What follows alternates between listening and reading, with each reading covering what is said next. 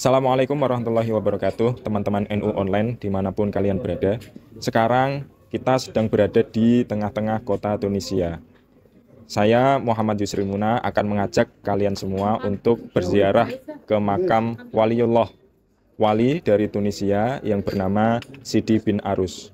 Mau tahu selengkapnya? Yuk ikuti bersama kami. Jika kita mendengar tentang negara Tunisia, maka terbesit di dalam pikiran kita akan kekayaan peninggalan sejarah peradaban Islam.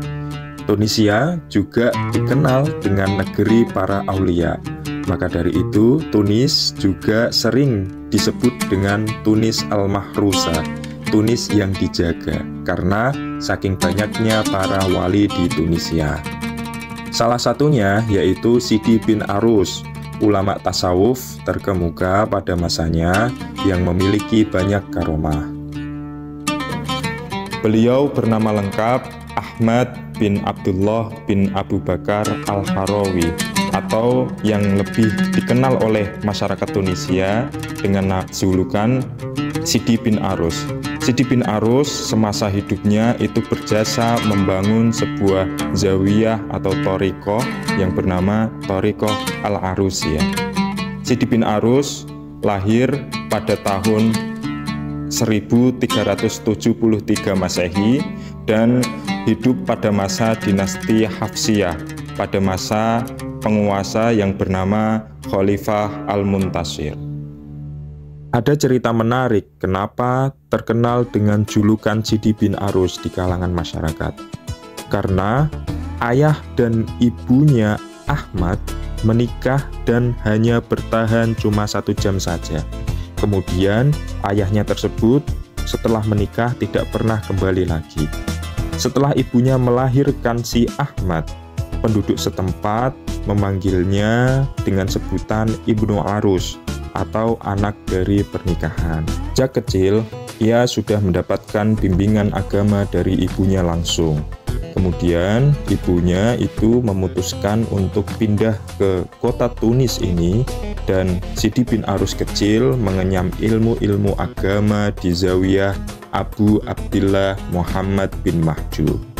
Di usia yang masih cukup belia, Sidi bin Arus sudah memperlihatkan kecondongannya di bidang tasawuf. Sejak saat itu, Sidi bin Arus sudah sering atau suka berziarah ke makam Sidi bin Mahres.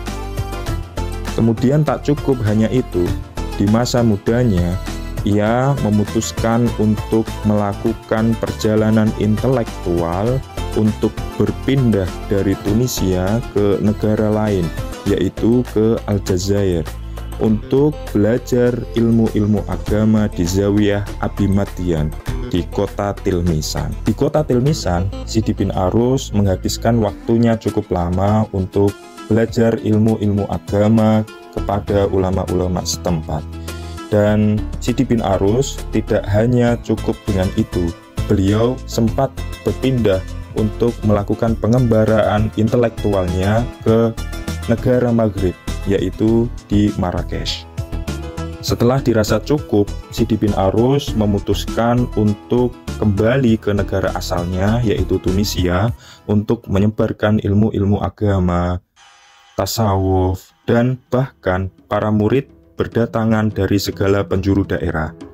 Kemudian, atas kontribusinya yang sangat luar biasa di Tunisia, penguasa Tunisia pada saat itu menghadiahkan atau dibangunkan sebuah zawiyah yang bernama Zawiyah Al-Arusiyah oleh raja dari dinasti Hafsiyah yang bernama Muhammad Al-Muntasir.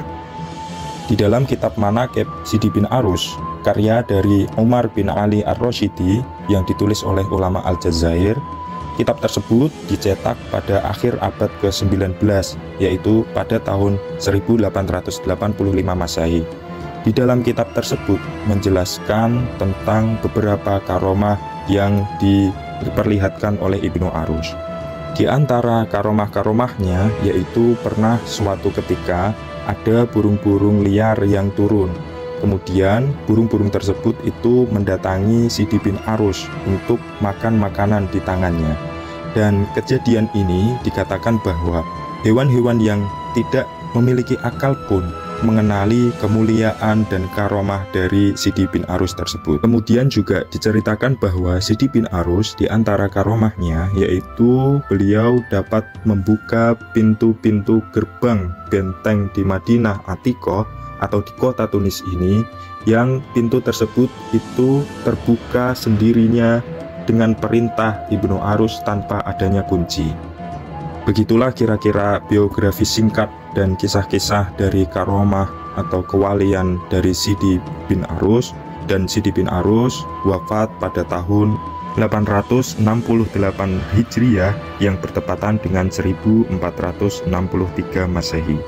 Dan hingga saat ini makam dari Ibnu Arus itu masih ramai dan tidak sepi dari peziarah.